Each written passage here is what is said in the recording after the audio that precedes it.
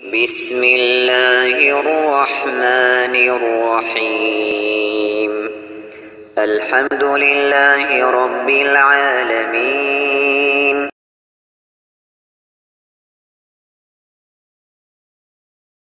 Sebelumnya saya ucapkan jazakallahu khair kepada Ustaz Zulkarnain dan tim atas ilmunya. Baiklah, pertanyaan Ana seorang pemuda yang mana Ana ini susah sekali untuk melepas kehidupan Ana dari video porno dan masturbasi. Mohon nasihatnya Ustaz.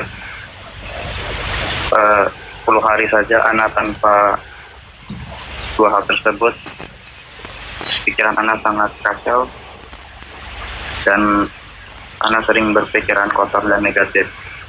Mohon nasihatnya Ustaz. Barakallahu fiikum.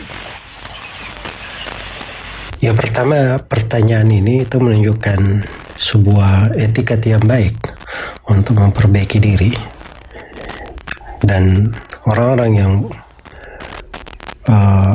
di dalam dirinya ingin menjadi lebih baik, bertobat kepada Allah Subhanahu wa Ta'ala, itu adalah tanda kebaikan yang Allah berikan untuk seorang hamba. Maka yang pertama, kita bersyukur kepada Allah atas hidayah dan karunia. Kemudian yang kedua, kita juga memohon kepada Allah Subhanahu wa Ta'ala dengan sungguh-sungguh, dengan hati yang tulus, penuh kesungguhan, di waktu-waktu yang mustajabah, pada saat sholat, di sujud, di sepertiga malam terakhir antara adzan dan qamat, dan semisalnya di waktu-waktu mustajabah, supaya bermohon kepada Allah dengan penuh kesungguhan agar supaya kita dijauhkan dari dosa dan maksiat. Dijauhkan dari dosa dan maksiat. Kemudian yang ketiga, perbuatan yang disebutkan tadi itu dasarnya terkait dengan masalah penjagaan terhadap kemaluan.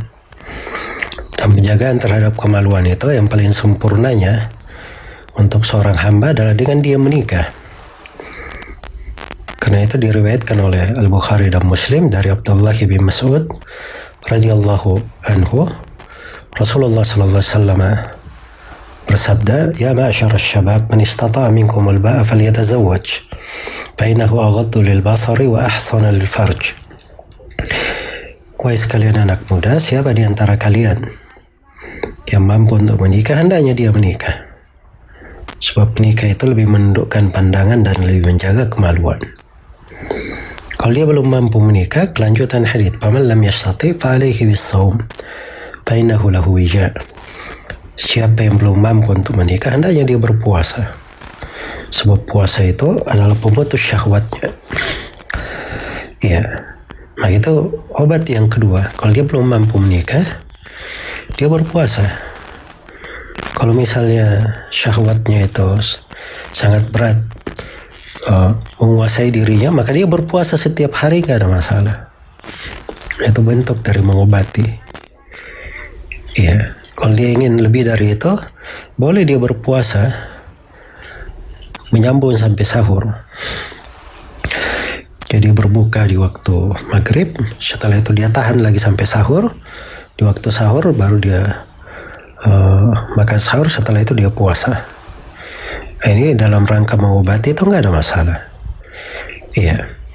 Kemudian sudut yang lainnya terkait dengan dua jenis perbuatan yang disebutkan, menonton dari film porno atau hal-hal yang tidak layak, yang pertama, yang kedua melakukan masturbasi. Ini dua perkara masuk di dalam kaitannya dosa. Besarnya dosa tergantung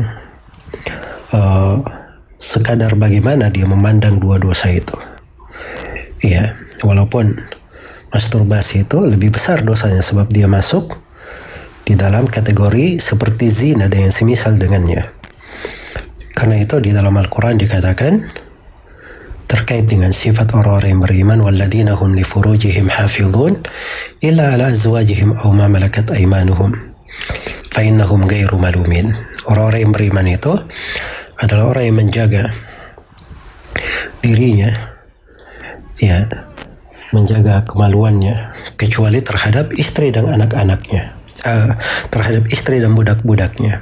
Jadi hanya ada dua, istri dan budak. Ya sekarang ada budak ya di masa sekarang ini ada cuma istri. Itu tidak dicela. Tapi Allah ingatkan, "Faman ibtagha wara'a dzalik fa ulaika humul adun." Siapa yang mencari selain daripada itu, mereka inilah orang-orang yang melampaui batas. Jadi orang yang berzina, hubungan sesama jenis, melakukan masturbasi, semuanya masuk di dalam kategori orang-orang yang melampaui batas. Iya. Kemudian seorang itu hendaknya selalu dia ingat pada saat dia sendiri, jangan dia anggap dirinya sendiri. Hendaknya dia tahu bahwa ada Allah Subhanahu wa taala yang melihatnya. Pada saat dia di tengah kegelapan, jangan dia anggap bahwa tidak ada yang melihatnya. Hendaknya dia mengetahui bahwa Allah yang menciptakan kegelapan itu selalu mengawasinya. Nah ini akhlak apabila selalu ditanamkan di dalam diri, maka insyaallah ta'ala itu akan menjadi obat yang sangat membantu untuk seorang hamba.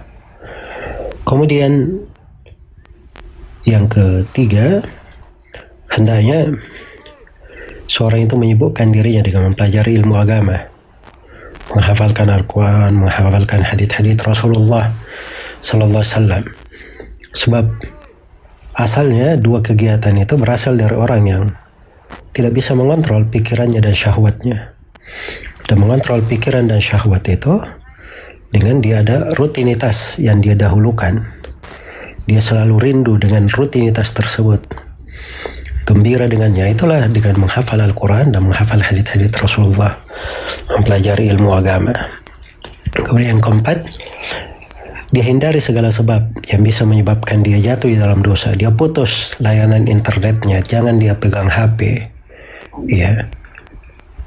Dan memang di awal-awal kadang seorang perlu menderita, yang mengganggu hidupnya, tidak senang, tidak nyaman. Dan itu biasa, orang sakit kadang minum obat pahit, ya merasakan pahitnya berhari-hari. Ada yang sudah sakit sampai kanker, diamputasi tangannya, ya itu untuk menyelamatkan jiwanya.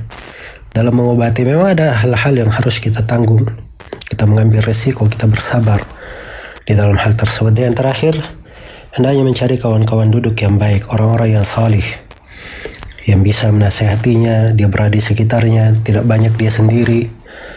Ya, insyaallah kalau dia jaga dirinya sebulan 2 bulan, dia akan kembali normal. Semoga Allah Subhanahu wa taala mensucikan hati-hati kita semua, menjaga kemaluan kita dan menjaga hal yang Allah Subhanahu wa taala cintai, kita suci di dalamnya. Innahu waliyudzalika wal qadiru alaih.